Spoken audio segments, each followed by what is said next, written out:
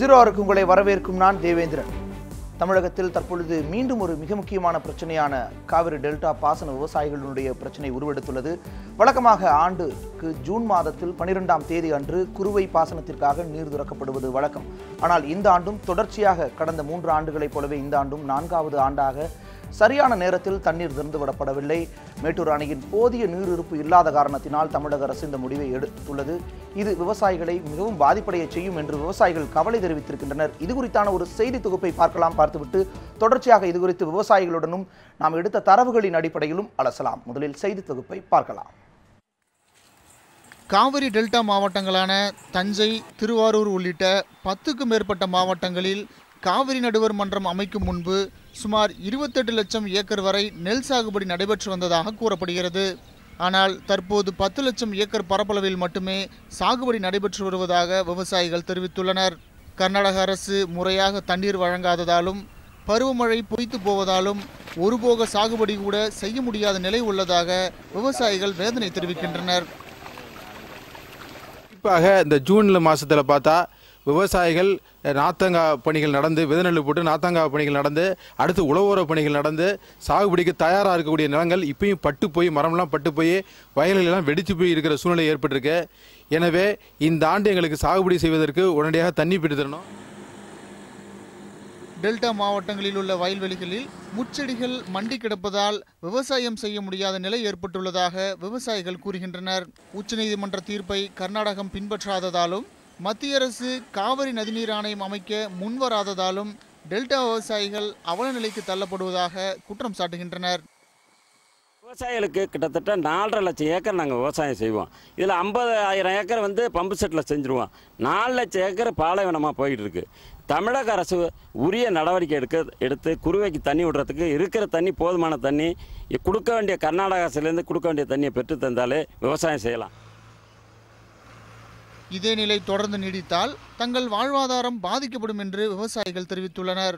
இது தொடர்பாக பிரதமர், குடியரசுத் தலைவர் உள்ளிட்டோரை சந்தித்து உரிய நடவடிக்கை எடுக்க வலியுறுத்தி வருவதாகவும் அவர்கள் கூறுகின்றனர்.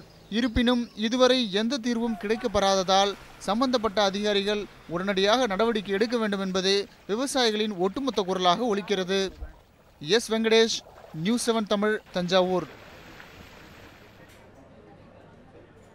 அந்த செய்தி தொகுப்பை பார்த்தோம். இந்த விஷயத்தை குறித்து குறிப்பாக கோயம்புத்தூரிலிருந்து நம்மோடு திரு நல்லசாமி, விவசாய சங்க பிரதிநிதியாக அறியப்படக்கூடிய நல்லசாமி அவர்கள் இணைந்திருக்கிறார். அவரிடம் இந்த விஷயம் குறித்து கேட்கலாம். வணக்கம் திரு நல்லசாமி ஐயா. இந்த விஷயத்தை பொறுத்தளவு, அதாவது கடந்த 3 ஆண்டுகளாக ஜூன் 12ஆம் தேதி தண்ணீர் திறக்கப்படவில்லை. அதே போல இந்த முறையும் தாமதப்படுத்தப்பட்டிருக்கின்றது. குறுவை சாகுபடிக்காக இந்த தண்ணீர் திறக்கப்படாத ஒரு நிலை, மேட்டூரில் போதிய நீர் இருப்பு இல்லாத ஒரு நிலை. இந்த நிலையை நீங்கள் எப்படி பார்க்கிறீர்கள்?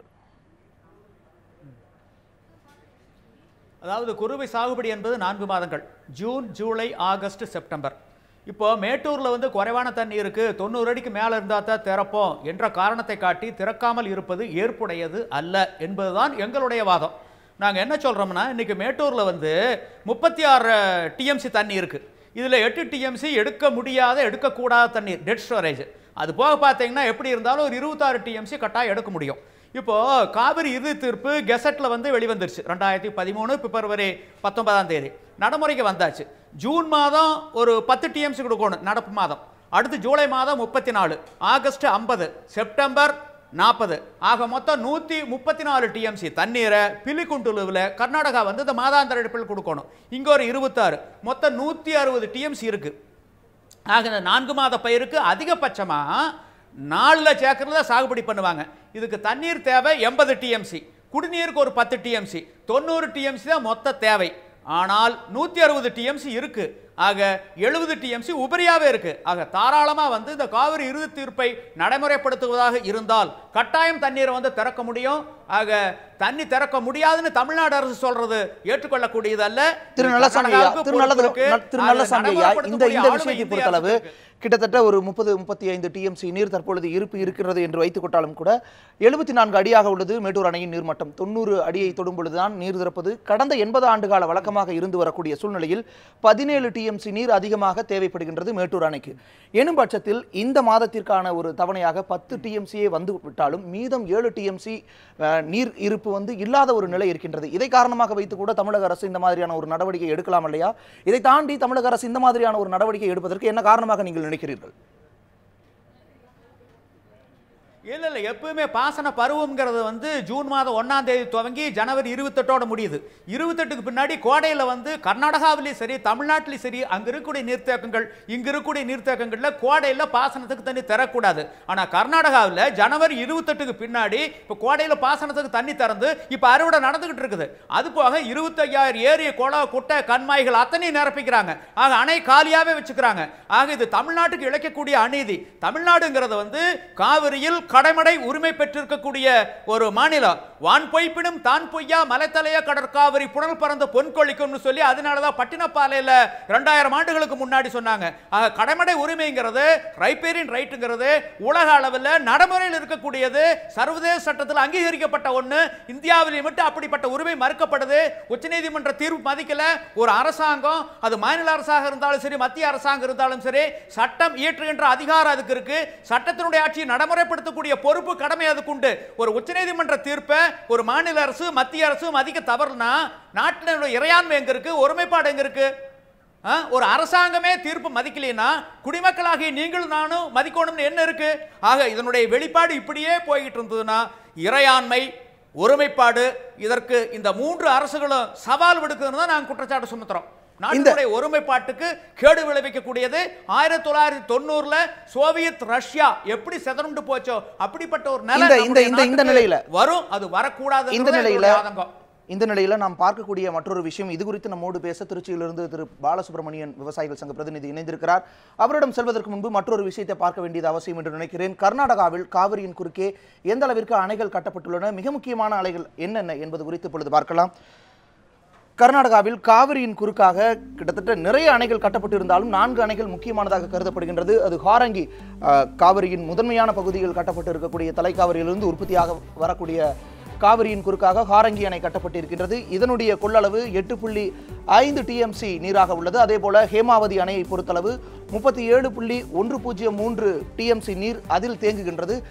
இந்த 2 அணைகளிலிருந்தும் நேரடியாக கிருஷ்ணராஜ சாகர் அணைக்கு நீர்வரத்து வருகின்றது. கிருஷ்ணராஜ சாகர் அணையை பொறுத்தளவு 49.452 டிஎம்சி நீரை கொள்ளளவாக கொண்ட காவிரியின் குறுக்காக கட்டப்பட்டிருக்கக்கூடிய கர்நாடகாவில் உள்ள மிகப்பெரிய அணையாக கிருஷ்ணராஜ சாகர் இருக்கின்றது. அதுபோல கபினி அணையை பொறுத்தளவு 19.52 டிஎம்சி நீர் உள்ளது. இதில் கிருஷ்ணராஜ சாகர் மட்டும்தான் முறையான அனுமதியோடு, தமிழகத்தின் அனுமதியோடு கட்டப்பட்ட அணை. அதுவும் 11 டிஎம்சி அளவிற்கு மட்டுமே கட்டக்கூடியதாக அனுமதி பெற்றுவிட்டு பிறகு 40 டிஎம்சிக்கு மேலாக மிகப்பெரிய அணையாக கட்டப்பட்டிருக்கின்றது.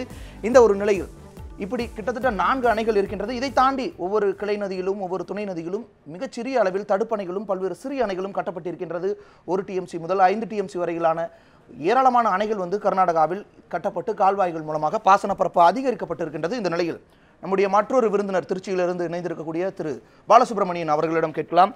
பாலசுப்ரமணியன், நல்லசாமி ஐயா குற்றச்சாட்டை முன்வைத்தார். தமிழக அரசு நினைத்தால் மேட்டூர் அணையிலிருந்து காவிரி நீரை திறந்து விடலாம் குறுவை சாகுபடிக்கு என்று ஒரு குற்றச்சாட்டை வைக்கிறார். தமிழக அரசு நினைத்தால் காவிரி நீரை திறந்து விடலாம், ஆனால் மறுக்கிறார்கள், திறந்து விட மறுக்கிறார்கள் என்று குற்றச்சாட்டை வைக்கிறார். உங்களுடைய பார்வையில்?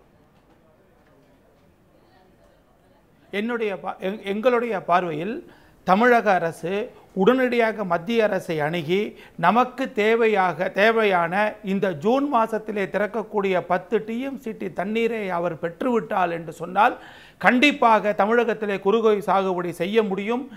மத்திய அரசிலே வெளியிட்ட ஒரு அறிக்கையானது, ஒரு தீர்ப்பானது சட்டமாகப்பட்டிருக்கின்ற பொழுது அவர்கள் உடனடியாக கர்நாடகாவை வற்புறுத்தி வாங்க வேண்டும் என்பது விவசாயிகளுடைய எதிர்பார்ப்பாக இருக்கின்றது.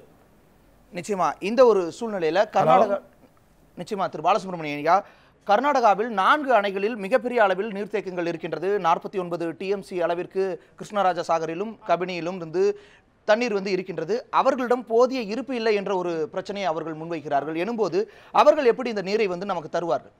ஆனால் இல்லை, இதில் முதலிலே நாம் அடுத்ததாக தமிழக அரசு செய்ய வேண்டிய செய்கை என்னவென்று சொன்னால், உடனடியாக கர்நாடகத்திலே கோடை சாகுபடியை உடனடியாக அவர்கள் நிறுத்த வேண்டும். அடுத்ததாக எங்களுடைய மிகப்பெரிய முயற்சியானது அதுவாகத்தான் இருக்க முடியும். ஏனென்று சொன்னால் கோடை சாகுபடியை கர்நாடகத்திலே ஊக்குவித்துக் கொண்டிருக்கின்றார்கள். ஒரு நீதிமன்றத்திலே தீர்ப்பு வழங்கிவிட்ட பிறகு கோடை சாகுபடி என்பது தமிழகத்திலும் அதிகம் இருக்கக்கூடாது, அதே போல கர்நாடகத்திலும் இருக்கக்கூடாது என்பதுதான் சட்டம். ஆனால் இன்றைக்கு கர்நாடகத்திலே இருக்கின்றவர்கள் எல்லாம் கோடை சாகுபடியை ஊக்குவித்துக் கொண்டிருக்கிறார்கள் என்ற காரணத்தினால்தான் நமக்கு கிடைக்க வேண்டிய தண்ணீர் கிடைக்காம இருக்கிறது என்பது எங்களுடைய குற்றச்சாட்டு. திரு நல்லசாமி, திரு பாலசுப்ரமணியன் ஒரு கருத்தை வைக்கிறார். இந்த நிலையில் என்னுடைய இந்த கேள்வி, ஒவ்வொரு பாசனத்திலுமே டெல்டா பாசனம் என்பது மிக முக்கியமானது. வரலாற்று ரீதியாகவே டெல்டாவில் தான் விவசாயம் நடைபெற்றுக் கொண்டிருப்பதற்கான சான்றுகள் நிறைய இருக்கின்றது. இந்த நிலையில் சுதந்திரத்திற்கு முன்பு வரை காவிரி பகுதியில், அதாவது கர்நாடக பகுதியில் அதிகமான விவசாய பரப்பெல்லாம் இல்லை, விவசாய நிலங்கள் எல்லாம் இல்லை. அது இயல்பாகவே ஒரு பீடபூமி பிரதேசம். ஆனால் காவிரியை பொறுத்தளவு 1000 ஆண்டுகளாக இங்கு விவசாயம் நடந்து வருகின்றது. எனும் பட்சத்தில் சர்வதேச ரீதியில் சர்வதேச சட்டங்களின் வாயிலாக எந்த மாதிரியான அம்சங்கள் இருக்கின்றன? காவிரியை பொறுத்தளவு டெல்டா பாசனம் மிக முக்கியமானது என்பதற்கு கர்நாடகாவில் முப்போகம் விளைகின்ற சூழ்நிலையில் தமிழகத்தில் ஒரு குறுவை கூட இங்கு விளைவதற்கான ஒரு வாய்ப்பு ஏற்படுத்தப்படவில்லை என்பது எந்த அளவிற்கு ஒரு அவலமாக கருதுகிறீர்கள்? அதாவது சர்வதேச அளவில் பார்த்தீங்கன்னா நைல் நதின்னு ஒரு நதி இருக்கு. கடைசியில் இருக்கக்கூடியது எகிப்து. அந்த எகிப்தை முன்னுரிமை கொடுத்துருக்காங்க. அதுக்கு மேலே போகக்கூடிய நாடுகளுக்கு பின்னுரிமை தான். முன்னுரிமைங்கிறது கடைசியில் இருக்கக்கூடிய எகிப்து தான் கொடுத்துருக்காங்க. அந்த மாதிரி இதில் தமிழ்நாட்டுக்கு தான் முன்னுரிமை, டெல்டா மாவட்டங்களுக்கு தான் முன்னுரிமை, மற்ற இடங்களுக்கெல்லாம் பின்னுரிமை தான். அதனால பார்த்தீங்கன்னா 100 வருஷத்துக்கு முன்னாடி இப்போ காவிரி நடுவர் மன்றம் மொத்தம் 740 டிஎம்சின்னு காவிரி வளத்தை வரையறை பண்ணியிருக்காங்க. இதில் 270 டிஎம்சி கர்நாடகாவுக்கு, 419 டிஎம்சி தமிழ்நாட்டுக்குன்னு அவங்க தீர்ப்பில் சொல்லியிருக்காங்க. ஆனால் 100 வருஷத்துக்கு முன்னாடி 270 டிஎம்சி அவங்க எடுக்கவே இல்லை. ஏதோ ஒரு சில டிஎம்சி தான் அவங்க எடுத்திருக்க முடியும், ஏதோ 30-40 எடுத்திருக்க முடியும். காலப்போக்கில் அவங்க பாசன பரப்பளவை விரிவுபடுத்திட்டாங்க. விரிவுபடுத்துகின்ற பொழுது கர்நாடகா ஒரு நீர்வளம் மிக்க ஒரு மாநிலம். இப்ப தமிழ்நாடு மாதிரி அல்ல. தமிழ்நாடு ஒரு மலை மறைவு மாநிலம். மொத்தம் கிடைக்கக்கூடிய நீரினுடைய வளம் 833 டிஎம்சி தான் அங்க மொத்தமே. ஆனா கர்நாடகாவில் 3475 டிஎம்சி நீர்வளம் உள்ள ஒரு மாநிலம். தென்மேற்கு பருவமழையில் கூடுதலான மழை கிடைக்குது. கர்நாடகாவில் இந்த ஹேமாவதியை ஒட்டி இருக்கக்கூடிய நேத்ராவதி உள்ளிட்ட 12 ஆறுகள் வழியா அரபிக்கடலுக்கு மட்டும் 2000 டிஎம்சி ஆண்டுதோறும் போகுது. தமிழ்நாட்டில் அப்படி அதிகமா போறதில்ல. என்ன ஒரு 30 டிஎம்சி 40 டிஎம்சி தான் கடலுக்கு போகுது. அது போகவோனா கடல் தண்ணி உள்ள வந்துரு. இப்பவே 10 கிலோமீட்டர் 12 கிலோமீட்டர் தண்ணி உள்ள வந்துருச்சு. ஆகவே தமிழ்நாடு ஒரு மலை மறைவு மாநிலம். ஒரு ஆண்டாண்டு காலமா, நினைவிற்கட்டாத காலமா இந்த காவிரியை பொறுத்தளவில் கடைமடை உரிமை, ரைப்பேரியன் ரைட் பெற்றிருக்கக்கூடிய ஒரு மாநிலம். இதை பெற்றுத்தர வேண்டிய ஒரு கடமை, ஒரு பொறுப்பு மத்திய அரசுக்கு உண்டு. ஆக கொடுக்கக்கூடிய ஒரு பொறுப்பு கர்நாடக அரசுக்கு உண்டு. கேட்டு வாங்கி விவசாயிகளுக்கு கொடுக்கக்கூடிய ஒரு உரிமை தமிழ்நாடு அரசுக்கு உண்டு. ஆனால் தமிழ்நாடு அரசு தங்களுடைய சொந்த லாப நஷ்டம் காரணமா இதுல மெத்தன போக்க காட்டவே கூடாது. ஆக ஆட்சியாளர்களுடைய நலன் முக்கியம் அல்ல, தமிழ்நாட்டினுடைய நலன் தான் முக்கியம், விவசாயிகளுடைய நலன் தான் முக்கியம். முள்ளில் இலப்பட்டாலும் இலையில முள்பட்டாலும் கிளியிறது என்னவோ இலைதான். அந்த அடிப்படையில் பாதிக்கப்படுவது விவசாயிகளாகிய நாங்கள் தான். ஆக இதுக்கு நாங்கள் உடன்பட மாட்டோம். விரைவில் ஒரு பெரிய போராட்டம் தமிழ்நாடு அளவில் வெடிக்கும்ங்கிறத நான் சொல்லிக்க விரும்புகிறேன். இந்த நிலையில் குறுவை குறித்த ஒரு பார்வை அவசியம் என்று நினைக்கிறேன். குறுவை சாகுபடி என்பது என்ன, குறுவை என்பது என்ன என்பது குறித்து பார்க்கலாம். குறுவை ஒரு பார்வை எனும் பார்க்க போது கிட்டத்தட்ட 4 லட்சம் ஏக்கர் குறுவை சாகுபடி தமிழகத்தில் செய்யப்படுகின்றது. காவிரியின் மூலமாக டெல்டா பகுதிகளில், தஞ்சை, திருவாரூர் உள்ளிட்ட பகுதிகளில் 4 லட்சம் ஏக்கர் அளவிற்கு குறுவை சாகுபடி செய்யப்படுகிறது. இதற்கு 90 டிஎம்சி தண்ணீர் தேவைப்படுகின்றது என்ற அளவில் இருக்கின்றது. இந்த ஒரு விஷயத்திற்கு 90 டிஎம்சி தண்ணீர்கள் தேவைப்படுகின்றது. கடந்த 4 ஆண்டுகளாக உரிய நேரத்தில் தண்ணீர் திறக்கப்படவில்லை என்பது நாம் முன்பே பதிவு செய்திருந்தோம். கடந்த 4 ஆண்டுகளாக 2011, 12, 13 ஆண்டுகளிலும் தண்ணீர் திறக்கப்படவில்லை. கடைசியாக 2011 ஆண்டு ஜூன் 6ஆம் தேதி, அதாவது 12ஆம் தேதி திறக்க வேண்டியது. ஆனால் அதற்கு முன்பாகவே தண்ணீர் திறக்கப்பட்டது. இதுதான் கடைசியாக உரிய நேரத்திலோ அல்லது அதற்கு முன்பாகவோ திறக்கப்பட்ட ஒரு ஆண்டாக இருக்கின்றது. அதே போல பழம்பெரும் மாவட்டங்கள் எனும் பார்க்கும் பொழுது தஞ்சை, திருவாரூர், நாகை உள்ளிட்ட டெல்டா பகுதி மாவட்டங்கள், காவிரி டெல்டா பகுதி மாவட்டங்கள் இதன் மூலமாக பயன்பெறுகின்றன. குறுவை சாகுபடி செய்யப்படுகின்றன. அந்த மாவட்டங்களில் 4 மாத குறுவை பயிர் கிட்டத்தட்ட குறுவை பயிர் என்பது 4 மாதங்களுக்கு பயிர் செய்யப்படுகின்றது. நடவு செய்யப்பட்டதிலிருந்து அறுவடை செய்யப்படக்கூடிய காலம் என்பது ஜூன், ஜூலை, ஆகஸ்ட், செப்டம்பர் மாதங்களில், இந்த 4 மாதங்களிலும் இந்த குறுவை சாகுபடி செய்யப்படுகின்றது. அதேபோல அறுவடை காலம் என்று பார்க்கும் பொழுது அக்டோபர் மாதத்தில் அறுவடை காலம் இருக்கின்றது. இந்த ஒரு காலத்தில் தண்ணீர் தேவையில்லை. இந்த பருவத்தில், அதாவது அக்டோபர் மாதத்தை பொறுத்தளவு மேட்டூரிலிருந்து தண்ணீர் திறந்து விட வேண்டிய அவசியம் இல்லை. அதே நேரத்தில் ஜூன், செப்டம்பர் மாதங்களை பார்க்கும் பொழுது இரவு குறைந்தும் நீண்ட பகல் பொழுதும் இருக்கின்றது. இரவானது ஒரு மிக குறைந்த ஒரு மணி நேரமும் 11 மணி நேரமாகவும், பகல் பொழுது 13 மணி நேரங்களுக்கு அளவும் இருப்பதால் இந்த ஒரு காலத்தில் குறுவை சாகுபடி என்பது மிகவும் சிறப்பாக இருக்கும், நல்ல முறையில் வளரும் என்பதும் இந்த ஒரு குறுவை சாகுபடிக்கு ஒரு காரணமாக இருக்கின்றது. அதே போல குருவியின் சிறப்பு என்று பார்க்கும் பொழுது மழையினால் பயிர் அதிகமாக பாதிக்கப்படாது. இதே சம்பா சாகுபடியாகட்டும் அல்லது அதற்கு அடுத்த காலகட்டங்களாகட்டும் மழையினால் பாதிக்கப்படக்கூடிய சூழ்நிலை இருந்தாலும் குறுவையை பொறுத்தளவு தமிழகத்தின் டெல்டா பகுதிகளில் மழை பொழிவு அப்படிங்கிறது மிக குறைவாகவே இருப்பதால் மழையினால் பயிர் அதிகமாக பாதிக்கப்படாது என்பதும் ஒரு முக்கியமான விஷயமாக பார்க்கின்றது. இந்த ஒரு விஷயங்கள் தொடர்ச்சியாக அலசப்பட வேண்டும். இந்த விஷயங்களில் மேலும் என்னென்ன விஷயங்கள் இருக்கின்றன, இந்த ஒரு நிலையில் தமிழக அரசு என்ன மாதிரியான நடவடிக்கைகளை எடுக்க வேண்டும் என்பது குறித்தெல்லாம் விரிவாக அலசலாம் ஒரு இடைவேளைக்கு பிறகு.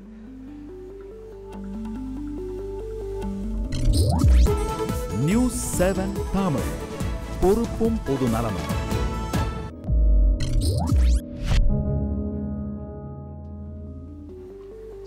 உங்களை மீண்டும் வரவேற்கின்றேன்.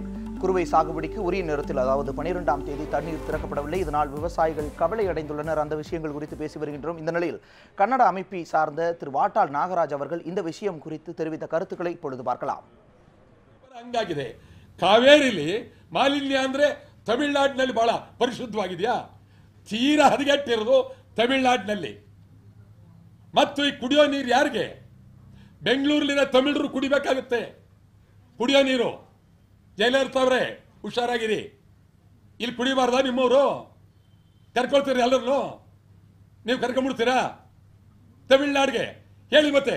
ಎಲ್ಲರ ಒಂದು ರಾತ್ರಿ ರೈಲ್ ಎತ್ತಿ ಎಲ್ಲ ತಮಿಳ್ನಾಡು ಬನ್ನಿ ಅಂತ ಹೇಳ್ಬಿಡಿ. ಕುಡಿಯಲ್ಲ ನೀರು, ತಮಿಳ್ನಾಡು ಬಂದ್ಬಿಡಿ. ಯಾವ್ಯಾವ ರೈಲ್ ಬರುತ್ತೆ, ಏನೇನು ಬರುತ್ತೆ, ಬಸ್ ಬರುತ್ತೆ, ಎಲ್ಲ ಹತ್ತಿ ಇಡೀ ತಮಿಳರೆಲ್ಲ ಬನ್ನಿ ಅಂತ ಹೇಳ್ಬಿಡಿ. ಏನು ಹುಡುಗಾಟ ಇದು? ಏನು ನಿಮ್ಮದು ನಡೀತಾ ಇರೋದು? ಎಲ್ಲಿಗೆ ತಲುಪ್ತಾ ಇದೆ? ಸರಿಯಲ್ಲ ಇದು. ಹೆಜ್ಜೆಗೂ ಮೇಕೆದಾಟು ಗಲಾಟೆ, ಕಾವೇರಿ ಗಲಾಟೆ, ಪ್ರತಿಯೊಂದಕ್ಕೂ ಗಲಾಟೆ. ತಮಿಳ್ನಾಡವರು ಇದು, ಆಂಧ್ರದವರು ಕೃಷ್ಣ. இந்த விஷயங்கள் குறித்த திரு வாட்டாள் நாகராஜ் அவர்களுடைய கருத்தை பார்த்தோம். தமிழக அரசுக்கு ஒரு எச்சரிக்கை விடுக்கும் விதமாகவும் ஒரு கருத்தை தெரிவிக்கின்றார். அங்கிருக்கக்கூடிய, அதாவது பெங்களூரை சுற்றி இருக்கக்கூடிய, பெங்களூருவில் இருக்கக்கூடிய தமிழர்களுக்கும் இந்த தண்ணீரை தானே குடிக்கின்றோம், அவர்களுக்கு தண்ணீர் கொடுக்க வேண்டாமா என்றும் கேட்கிறார். இந்த விஷயங்கள் குறித்து திரு நல்லசாமி வாட்டாள் நாகராஜ் இப்படி ஒரு கருத்தை தெரிவிக்கிறார். தமிழர்களுக்கு தண்ணீர் கொடுக்க வேண்டாமா, பெங்களூருவில் இருக்கும் தமிழர்களுக்கு என்ற ஒரு கருத்தை முன்வைக்கிறார். தமிழக அரசை நோக்கி ஒரு எச்சரிக்கையும் விடுக்கிறார். அவர் தெரிவித்த கருத்துக்கள் குறித்து உங்களுடைய பார்வை? நியாயமானதுதான்.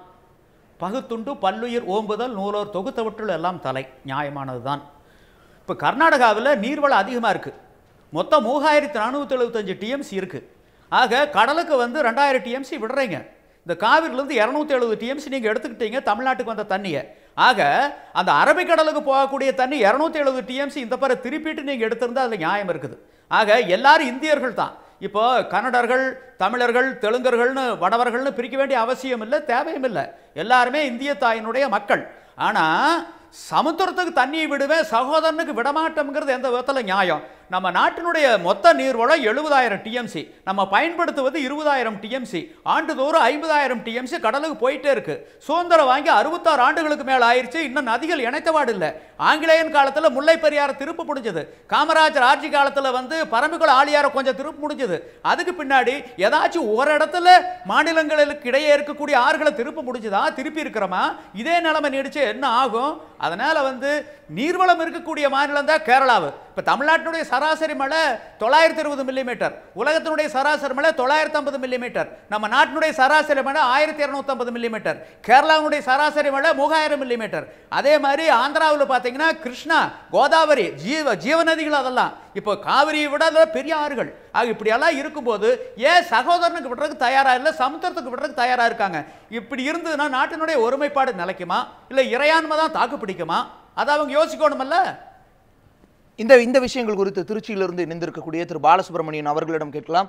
ஐயா, வாட்டாள் நாகராஜ் ஒரு கருத்தை தெரிவிக்கிறார். அவர் தெரிவிப்பதில் இன்னொரு கருத்தாக பார்க்கக்கூடியது, ஒரு 30 டிஎம்சி தண்ணீரை நாம் காவிரியிலிருந்து கடலுக்குள் செலுத்தி கொண்டிருக்கின்றோம், கடலுக்குள் வீணாக இறக்கி கொண்டிருக்கின்றது. அந்த நீரை பயன்படுத்துவதற்கான ஒரு திட்டமிடலே உங்களிடம் இல்லையே, நீங்கள் ஏன் எங்களுடைய நீரை கேட்கிறீர்கள் என்ற ஒரு கேள்வியும் அவர் வைக்கிறார். அது குறித்து உங்களுடைய பார்வை? முதலில் அவர்கள் நம்மளுடைய இயற்கையான நிலப்பரப்பை அவர்கள் சரியாக அறிந்து கொள்ளவில்லை என்பதுதான் என்னுடைய கருத்து. நாங்கள் காவேரி ஃபேமிலி என்று ஒன்று அமைப்பை ஏற்படுத்தி அவர்களையெல்லாம் இங்கு கூட்டிக் கொண்டு வந்து எல்லா இடங்களையும் நாங்கள் காண்பித்தோம். இதிலே நமக்கு ஒரு துரதிர்ஷ்டம் என்னவென்று சொன்னால், மேட்டூரை விட்டு கீழே இறங்கி வந்தோம் என்று சொன்னால் எந்த தண்ணீரையும் நிறுத்தி வைக்கக்கூடிய அளவிற்கு நமக்கு இடவசதி இல்லை என்பதை அவர்கள் அன்றே புரிந்து கொண்டிருந்தார்கள். இருந்தாலும் அவர்கள் இப்படி தொடர்ந்து பேசிக்கொண்டு இருப்பது என்பது நமது மீது ஏதோ ஒரு பழியை போட வேண்டும் என்ற ஒரு கருத்தை வைத்துதான் பேசிக் கொண்டிருக்கின்றார்கள். இரண்டாவதாக, காவேரி பிரச்சனையை ஒரு சமூக பிரச்சனையாக அவர்கள் பார்க்கிறார்கள் என்பதெல்லாம் எங்களுக்கு மிகவும் வருத்தம் அளிக்கக்கூடிய விஷயமாக இருக்கின்றது. கர்நாடகத்தில் கிடைக்கக்கூடிய தண்ணீரின் அளவை எடுத்து பார்க்கின்ற பொழுது நாம் அதிலே பயன்படுத்தக்கூடிய அளவு என்று சொன்னால் மிகவும் சொல்பமான அளவைத்தான் நாம் அவர்களிடம் நாம் பெற்றுக்கொண்டிருக்கிறோம் என்பதை அவர்கள் புரிந்து வைத்துக் கொண்டு இப்படி பேசுகின்றது என்பது தமிழக விவசாயிகளுக்கு மிக வருத்தத்தை ஏற்படுத்தி கொண்டிருக்கிறது என்பதை இந்த தருணத்தை தெரிவித்துக் கொள்கிறேன். இருந்தாலும் கூட தமிழக அரசும் இன்றைக்கு ஒரு நிலைப்பாட்டை எடுத்திருக்கிறது. நம்மளிடம் இருக்கின்ற ஏரி குட்டைகளை எல்லாம் அதிக அளவிலே தூர்வாரி காவேரியிலே கிடைக்கின்ற அனைத்து தண்ணீரையும் ஏதோ ஒரு விதத்திலே நாம் தேக்கி வைக்கக்கூடிய ஒரு பெரும் முயற்சியை எடுத்துக்கொண்டிருக்கின்றார்கள். அந்த முயற்சி தொடர்ந்து நடைபெறுமானால் இந்த 40 டிஎம்சிடி கூட கடலிலே செல்லாமல் பார்த்துக் கொள்வதற்கு அதிகமாக பயன்படுத்துவதற்கு ஏதுவாக அவர்கள் ஏற்பாடு செய்து கொண்டிருக்கிறார்கள். இந்த தருணத்தில் நான் சொல்லிக்கொள்ள கடமைப்பட்டிருக்கின்றேன். இந்த ஒரு நிலையில் வால்டால் நாகராஜினுடைய கருத்து ஒட்டுமொத்த கர்நாடகாவின் ஒரு கருத்தாக ஏற்கலாமா என்ற ஒரு கேள்வியும் எழுகின்றது. அதை தாண்டி நீர் திறப்பு குறித்த ஒரு பார்வையும் பார்க்கலாம். நீர் திறப்பு எந்த அளவிற்கு இருக்கின்றது மேட்டூர் அணையிலிருந்து என்பது குறித்து பார்க்கலாம். குறுவை பாசனத்திற்கு ஆண்டுதோறும் ஜூன் 12ஆம் தேதி தண்ணீர் திறக்கப்படும். கிட்டத்தட்ட 81 ஆண்டுகால மேட்டூர் அணை வரலாற்றில் எல்லா ஆண்டுகளிலும் குறுவை பாசனத்திற்கு ஜூன் 12ஆம் தேதி தான் தண்ணீர் திறக்கப்படும் என்ற ஒரு நிலையே இருந்து வருகின்றது. டெல்டா மாவட்டங்களில் 16 லட்சம் ஏக்கர் நிலம் பாசன வசதி பெறுவதாக அப்பொழுது கணிக்கப்பட்டிருந்தது. அணையின் நீர்மட்டம் 90 அடியாக இருந்தால் ஜூன் 12ஆம் தேதி அணை திறக்கப்படும் என்ற ஒரு விதியும் அப்பொழுதிருந்தே வகுக்கப்பட்டு மரபாகவே இருந்து வருகின்றது. அதே நிலையில் இதுவரை ஜூன் 12இல் 15 முறை மட்டுமே தண்ணீர் திறக்கப்பட்டுள்ளது. 80 ஆண்டுகளில் வெறும் 15 முறை மட்டுமே ஜூன் 12இல் உரிய நேரத்தில் தண்ணீர் திறக்கப்பட்டுள்ளது. 11 ஆண்டுகள் குறிப்பிட்ட தேதிக்கு முன்பாகவே மேட்டூர் அணை திறக்கப்பட்டிருப்பதையும், அதாவது போதிய நீர்வரத்து அதிகமாகவே இருக்கிறது என்ற ஒரு காரணங்களால் 11 ஆண்டுகள் குறிப்பிட்ட தேதிக்கு முன்பாகவே மேட்டூர் அணை திறக்கப்பட்டிருக்கின்றது. கடந்த 4 ஆண்டுகளாக பார்க்கும் பொழுது அணை குறித்த நாளில் திறக்கப்படவில்லை என்ற ஒரு விஷயத்தையும் பார்க்க முடிகின்றது. கடந்த ஆண்டு ஆகஸ்ட் 10ஆம் தேதி தண்ணீர் திறக்கப்பட்டது. அதாவது ஜூன் 12ஆம் தேதி திறக்கப்பட வேண்டிய அணை ஆகஸ்ட் 10ஆம் தேதி தான் தண்ணீர் திறக்கப்பட்டது. இதனால் குறுவை விவசாயம் மிகப்பெரிய அளவில் பாதிக்கப்பட்டது என்ற ஒரு கருத்தும் நிலவியது. 56வது ஆண்டாக குறிப்பிட்ட தேதியில் அணை இந்த ஆண்டு திறக்கப்படவில்லை என்ற ஒரு விஷயத்தையும் பார்க்க வேண்டியிருக்கின்றது. மேட்டூர் அணை 90 அடியை எட்டுவதற்கு இன்னும் 17.5 டிஎம்சி நீர் தேவைப்படுகின்றது என்ற ஒரு நிலையும் பார்க்க முடிகின்றது. திரு நல்லசாமி, உங்களிடம் ஒரு நிறைவான கருத்தை எதிர்பார்க்கின்றோம். இந்த விஷயங்கள் குறித்து, அதாவது 90 டிஎம்சி நீர் இல்லாததால் திறக்கப்படவில்லை, எதிர்கால பருவமழை ஒருவேளை குறையக்கூடிய வாய்ப்பும் இருப்பதாக வானிலை அறிஞர்கள் கணித்திருக்கிறார்கள் என்ற பட்சத்தில் குடிநீர் தேவையை கருத்தில் கொண்டு மற்ற தேவைகளை கருத்தில் கொண்டும் இந்த மாதிரியான ஒரு நடவடிக்கைகளை எடுக்கலாமா? இதை தாண்டி விவசாயம் பாதிக்கப்படாமல் இருப்பதற்கு என்ன மாதிரியான நடவடிக்கைகளை எடுக்கலாம்? உங்களுடைய நிறைவான இறுதியான சுருக்கமான கருத்து. இந்திய வானிலை ஆய்வு மையம் என்ன சொல்லியிருக்காங்கன்னா, இந்திய அளவில் 12% அளவுக்கு பருவமழை குறையும்னு சொல்லியிருக்காங்க. அது பார்த்தீங்கன்னா தென் மாநிலங்களில் அதிகமாக பாதிக்காது. நீங்கள் பஞ்சாப், ஹரியானா, டெல்லி, ராஜஸ்தான் போன்ற மாநிலங்களில் தான் பருவமழை வெகுவாக குறையும்னு சொல்லியிருக்காங்க. ஆக நம்ம அந்த அச்சப்பட வேண்டிய அவசியம் இல்லை. ரெண்டாவது, வழக்கத்துக்கு மாறாக இப்போ கோடையில் கூடுதலாக மழை பொழிஞ்சிருக்குது. ஆக நிலத்தடி நீர் பூரா மேம்பட்டிருக்கு, நீர் செறிவூட்டப்பட்டிருக்குது. அதனால் டெல்டா மாவட்டங்களில் இருக்கக்கூடிய அந்த ஃபில்டர் பாயிண்ட் வச்சு அங்கே இருக்கக்கூடிய மின் மோட்டார்களை வச்சு ஓரளவுக்கு ஒரு 2 லட்சம் ஏக்கருக்கு பாசனம் பண்ண முடியும். மேட்டூர்லேருந்து தண்ணி திறந்து விட்டால் ஓரளவுக்கு பாதிப்பு இல்லாமல் இந்த வருஷம் அறுவடை செய்ய முடியுங்கிறது தான் எங்களுடைய நிலைப்பாடு. ரெண்டாவது அவங்க சொன்னாங்க, ஒரு 30 டிஎம்சி நீங்கள் கடலுக்கு விடுறீங்க அப்படின்னு சொன்னாங்க. அது ஒரு விதத்தில் கொஞ்சம் உண்மைதான், இல்லைன்னு நான் மறுக்க விரும்பல. ஆக ஆங்கிலேய நாட்டுட்டு வெளியே போகும்போது 1947 39,500க்கும் மேற்பட்ட ஏரி குளா குட்டை கண்மாய்கள் தமிழ்நாட்டில் இருந்து வந்தன. அதுக்கு பின்னாடி இப்போ பார்த்தா 6000 ஏரி குளா குட்டை கண்மாயை காணா. பேருந்து நிலையமாக ஆக்கியிருக்கிறோம், வள்ளுவர் கோட்டமாக இருக்கிறோம், அதுலேயே நீதிமன்றம் கட்டியிருக்கிறோம். இப்படி அரசாங்கமே ஏரி குளா குட்டை கண்மாயை எடுத்து சாப்பிட்டது இப்போ நம்ம நாட்டில் தான் பார்க்க முடியும். ஒரு பூதம் ஏரி எடுத்து விழுங்கிட்டுதுன்னு கதையில் படிச்சிருக்கிறோம். அரசாங்கமே ஏரி குளா குட்டை எடுத்து விழுங்கக்கூடிய ஒரு நிலையில் இருக்கிறோம். ஆக இந்த ஏரி குளா குட்டைக்கு கால்வாய் பூரா அங்கங்க ஆக்கிரமிப்பு. கருத்துக்கள் பதிவு செய்யப்பட்டது. தேங்கிறது நேரம் மிக மிக குறைவாகவே இருப்பதால் இதனால பாத்தீங்கன்னா பயிரும் பாதிக்கப்படுது, நீர்த்தேக்கங்களுக்கு உண்டான தண்ணி வர்றதில்லை. உங்களுடைய கருத்துக்கள் பதிவு செய்யப்பட்டது. உங்களுடைய கருத்துக்கள் பதிவு செய்யப்பட்டது. நேரம் மிக சுருக்கமாக இருப்பதால் இந்த அளவிலே நான் முடிக்க நினைக்கின்றேன். இருவருக்கும் மிக்க நன்றி. திருச்சியிலிருந்தும் கோவையிலிருந்தும் இணைந்தமைக்கு இருவருக்குமே மிக்க நன்றி. இந்த விஷயத்தை பொறுத்தளவு நாம் தொடர்ச்சியாக ஒரு விஷயத்தை கவனிக்க வேண்டும். காவிரியை பொறுத்தளவு காவிரி டெல்டா பாசனம் மிக மிக முக்கியமானது. இது சர்வதேச விதிகளின் அடிப்படையிலும் கூட அந்த அளவில் குறுவை பாசனமும் பாதிக்கப்படக்கூடாது, தமிழக நலனும் காக்கப்பட வேண்டும். அந்த அளவில் ஒரு நடவடிக்கை மேற்கொள்ளப்பட வேண்டும். 0 ஹவரில் மற்றும் ஒரு 0 ஹவரில் சந்திப்போம். வணக்கம்.